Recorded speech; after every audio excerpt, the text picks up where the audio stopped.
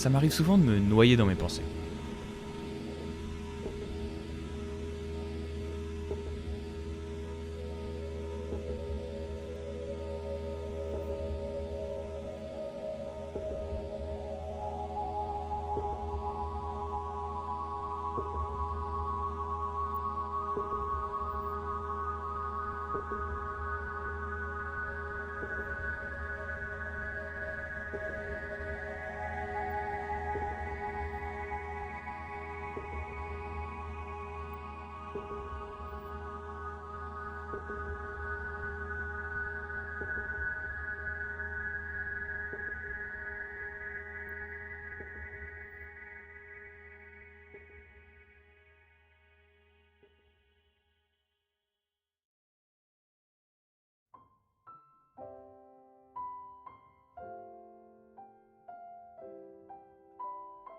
Il y a ce jour en 5e où je suis sorti de l'hôpital et on m'a dit « T'es pas pareil, tu penses différemment ».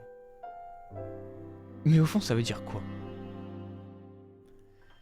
Est-ce que vous vous êtes déjà demandé comment est-ce qu'un personnage vivant dans un monde en 2 dimensions pouvait ne serait-ce que concevoir la 3D?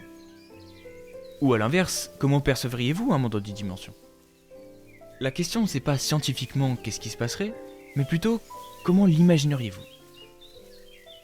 Comment voit-il le monde? Les expériences de vie allant de la plus générale à la plus spécifique nous forment individuellement. Même si certaines peuvent se ressembler, elles n'en seront pas moins différentes. Tout le monde est différent. De même que dans votre entourage, chaque personne a une vision unique de vous, qui peut se rapprocher de la réalité, mais sans jamais l'atteindre, car leur vision de vous passera à travers le filtre de leur propre personne. Et chaque personne est unique.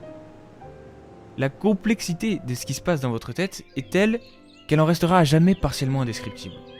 Même pour vous, tant certaines choses sont plus ou moins conscientes. Et pourtant, tout ceci est, paraît-il, régi par une norme. On m'a dit il y a maintenant quelques années que j'étais différent. Différent d'une norme que je ne pourrais jamais ne serait-ce qu'imaginer. Une norme, c'est une majorité. Mais moi, la majorité des systèmes mentaux que je connais, ils sont comme le mien, puisque je connais que le mien. Donc j'ai l'impression d'être normal, tout en ayant conscience d'être parfois bizarre.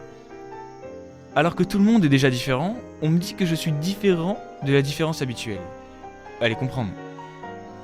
Mais moi j'essaie de comprendre.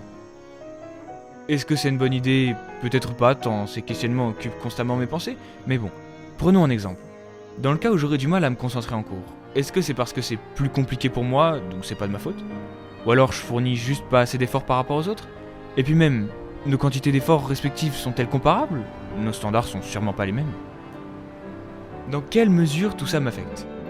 Est-ce que ça se voit tant que ça? Est-ce que c'est dérangeant pour les autres? Est-ce que c'est même important de se poser ce genre de questions? La seule solution, c'est d'avoir du recul sur moi-même et de me faire confiance. Car je suis la personne qui me connaît le mieux. Et c'est pareil pour vous. Il faut être de bonne foi, savoir quand se battre et quand s'arrêter. Et l'ego est là pour ça. Je pense que l'ego c'est un artifice qui a pour but de combler ce vide causé par nos différences. Il est le résultat d'une analyse plus ou moins poussée de soi-même, et il faut le travailler de sorte à ce qu'il soit ni trop gros, ni trop petit. Est-ce qu'il collera avec votre interlocuteur? Il y a une part de hasard là-dedans, et au fond, heureusement, parce que la vie c'est un peu comme un grand jeu de société, s'il y avait un moyen de gagner à tous les coups, ça en serait sacrément chier. Au fond, je pense pas avoir un jour de réponse à apporter à tous ces questionnements. C'est la conclusion à laquelle j'en suis arrivé. Certains me traiteront de philosophe de comptoir, mais mon but c'est pas de refaire le monde, juste de trouver une manière de vivre qui me permettrait de faire disparaître ce genre de questions.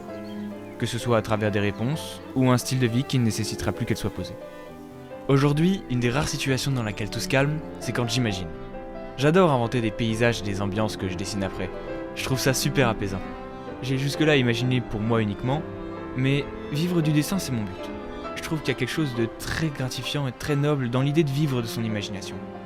Que le partage de la chose la plus personnelle qui soit apprécié par d'autres, c'est vraiment quelque chose d'exceptionnel. Je me battrai pour. Et de toute façon, il n'y a pas de plan B satisfaisant. Et un jour peut-être, après une bonne journée de travail dans mon atelier, les voix se seraient calmées et je pourrais profiter d'une fin d'après-midi silencieuse.